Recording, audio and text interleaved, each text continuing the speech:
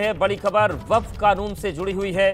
लगातार जिस तरीके से सवाल उठ रहे हैं वक्फ कानून के खिलाफ जो याचिकाओं का दौर सुप्रीम कोर्ट में है वो भी चल रहा है और अब अपडेट ये सामने आ रहा है कि इस कानून के खिलाफ सभी याचिकाएं जो कानून के खिलाफ याचिकाएं हैं 15 अप्रैल को सुप्रीम कोर्ट में सुनवाई हो सकती है।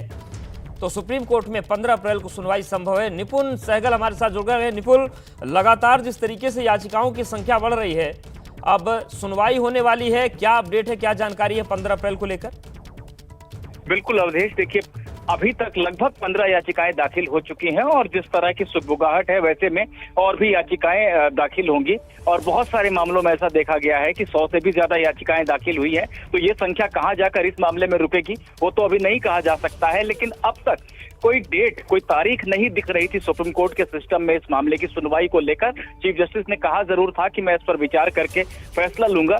अब कई मामलों में कंप्यूटर जनरेटेड डेट के तौर पर 15 अप्रैल की तारीख दिख रही है और आमतौर पे ये तारीख वही होती है जिसका निर्देश पहले ही चीफ जस्टिस की तरफ से दिया जा चुका होता है, लेकिन जब तक इसको औपचारिक शक्ल नहीं दी जाती है तब तक इसको टेंटेटिव डेट कहकर दिखाया जाता है।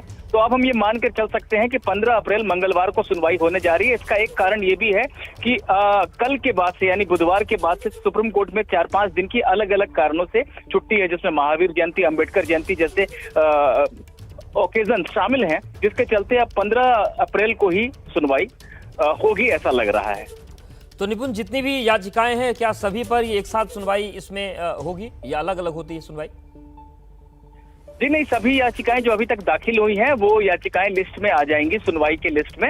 और अगर किसी की याचिका नहीं लग पाई होगी, जिसने दाखिल कर दी है लेकिन सिस्टम में अपडेट नहीं हो पाया होगा, वो व्यक्ति भी या उसका वकील भी वहां पर आ सकता है और सुप्रीम कोर्ट को बता सकता है कि मैंने भी याचिका दाखिल की है। जाहिर सी बात है कि शुरू में सबको विस्तार से बोलने का तो मौका नहीं मिलता है। कोर्ट को जो भी उचित लगता है वो किया जाता है और सबसे पहला स्टेप तो यही होगा कि अगर सुप्रीम कोर्ट सही समझेगा तो थोड़ी देर की सुनवाई के बाद मामले पर केंद्र सरकार को नोटिस जारी कर एक अगली तारीख दे देगा।